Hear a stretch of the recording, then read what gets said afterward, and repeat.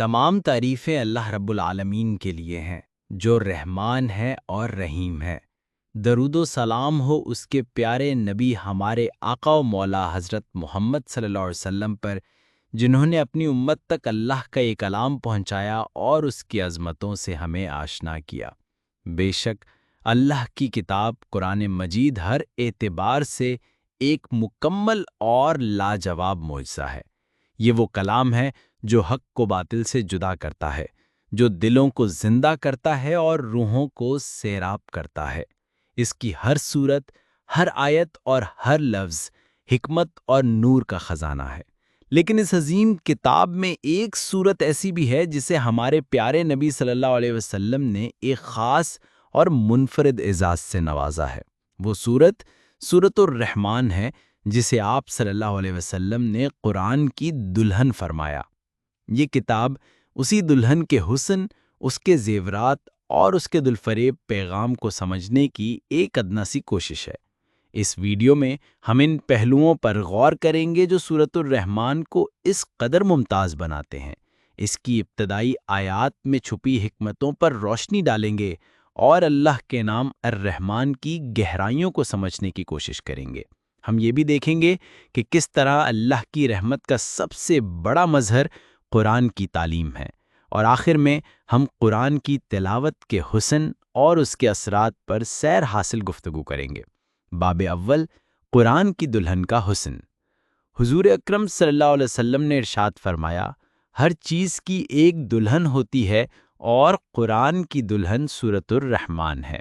سنن بہقی۔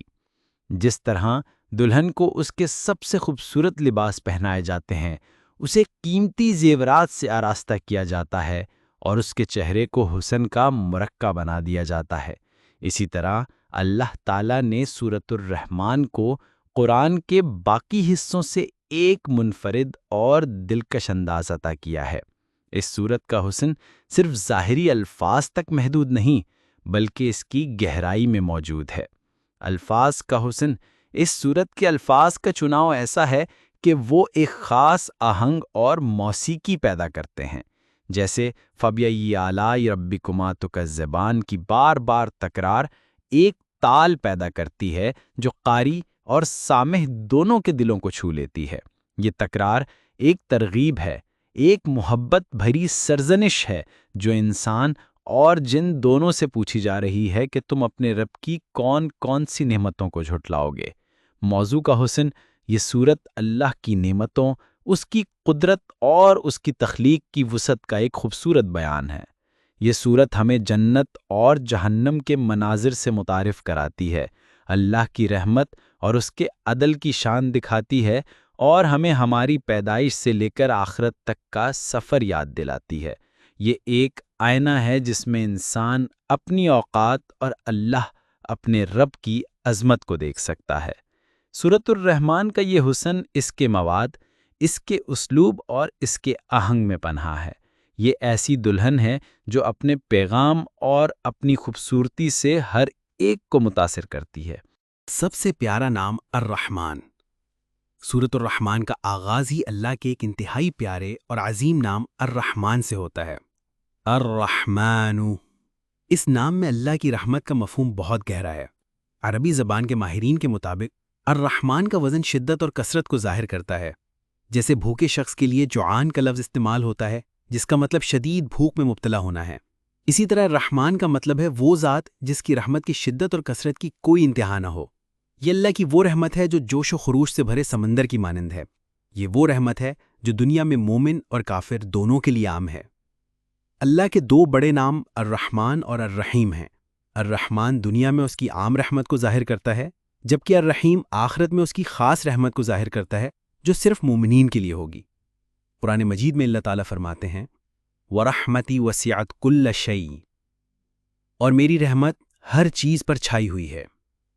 ہم سب کو سب سے زیادہ جس چیز کی ضرورت ہے وہ اللہ کی رحمت ہے۔ ہمارا کوئی بھی عمل کتنا بھی عظیم کیوں نہ ہو، اللہ کی رحمت کے بغیر ہمیں جنت میں داخل نہیں کروا سکتا۔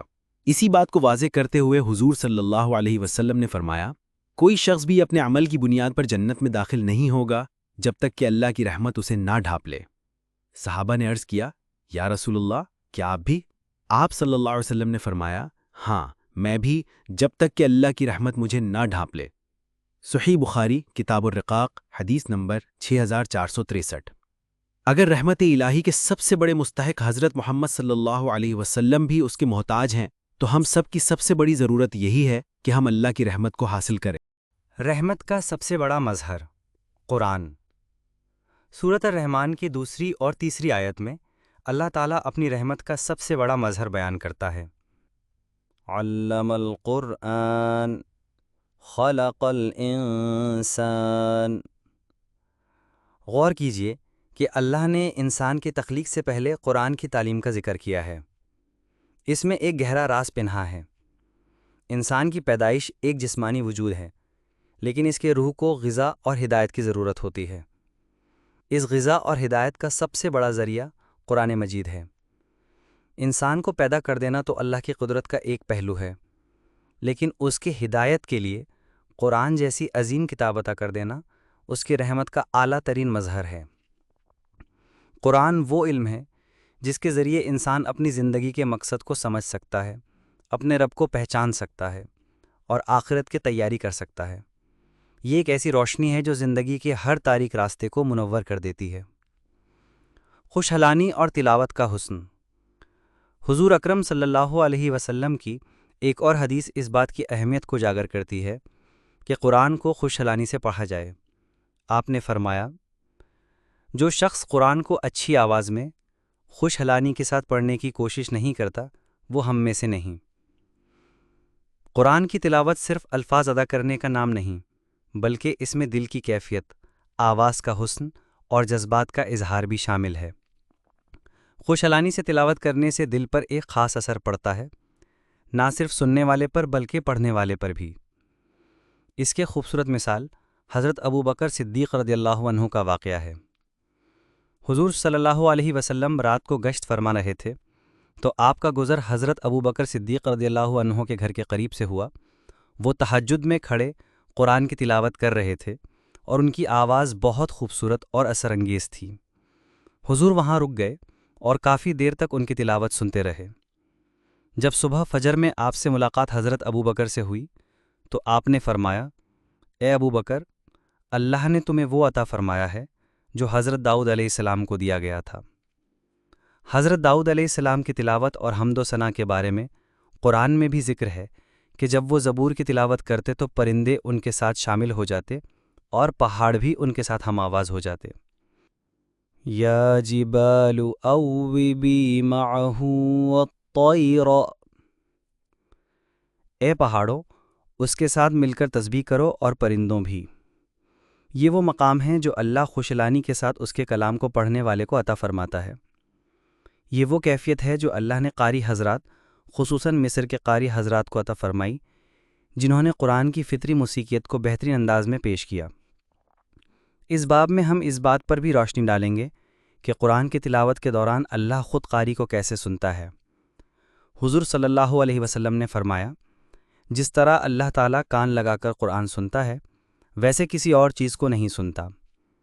یہ ایک انتہائی اہم اور خوبصورت بات ہے کہ جب ہم قرآن کی تلاوت کرتے ہیں تو سننے والا خود اللہ ہے۔ یہ احساس ہی ہمارے دلوں کو خشوع و خضوع سے بھر دیتا ہے۔ سورۃ الرحمن پڑھنے کے فضائل اور فوائد۔ سورۃ الرحمن کی تلاوت کے بے شمار فضائل ہیں جو مختلف احادیث میں بیان ہوئے ہیں۔ یہ سورت جہاں دلوں کو تسکین دیتی ہے، وہاں پڑھنے والے کو مختلف روحانی اور دنیاوی فوائد بھی حاصل ہوتے ہیں۔ شہید کی موت۔ احادیث میں سورۃ الرحمن کی ایک بہت بڑی فضیلت یہ بیان کی گئی ہے کہ جو شخص اس سورت کو روزانہ صبح پڑھتا ہے اور اسی دن اس کا انتقال ہو جاتا ہے تو وہ شہید کا درجہ پاتا ہے۔ اسی طرح اگر کوئی اسے شام میں پڑھتا ہے اور اسی رات اس کا انتقال ہو جائے تو اسے بھی شہادت کا درجہ حاصل ہوتا ہے۔ اس سے اس سورت کی اہمیت اور عظمت کا اندازہ ہوتا ہے۔ قیامت کے دن شفاعت۔ ایک اور روایت کے مطابق قیامت کے دن سورۃ الرحمن ایک خوبصورت انسان کی شکل میں آئے گی جس سے بہترین خوشبو آ رہی ہوگی۔ وہ اللہ کے بہت قریب کھڑا ہوگا اور ان لوگوں کے لیے سفارش کرے گا جو اس کی تلاوت کیا کرتے تھے اور اس کے مضامین پر عمل کرتے تھے۔ وہ سورت اپنے پڑھنے والوں کو جنت میں لے کر جائے گی۔ اللہ کی نعمتوں کا شکر۔ یہ سورت ہمیں اللہ کی بے شمار نعمتوں کی یاد دلاتی ہے اور بار بار فَبِأَيِّ آلَاءِ رَبِّكُمَا تُكَذِّبَانِ کا سوال کر کے ہمیں شکر ادا کرنے کی ترغیب دیتی ہے۔ اس سورت کو پڑھنا دراصل اللہ کی نعمتوں کا اقرار اور شکر ادا کرنا ہے۔ حضور صلی اللہ علیہ وسلم نے فرمایا، جو شخص سورہ رحمان کو پڑھے تو اللہ نعمتوں کا شکر ادا کرنے کے سلسلے میں اس کی کمزوری پر رحم کرے گا اور نعمتوں کی شکر گزاری کا حق خود ادا کرے گا۔ روحانی سکون اور ذہنی بیماریوں سے نجات۔ سورۃ الرحمن کی تلاوت دلوں کو روحانی سکون بخشتی ہے اور ذہنی پریشانیوں کو دور کرتی ہے۔ اس سورت کی پرسکون تلاوت ڈپریشن، اینگزائٹی اور دیگر ذہنی بیماریوں کے علاج میں بھی بہت مؤثر ثابت ہوئی ہے۔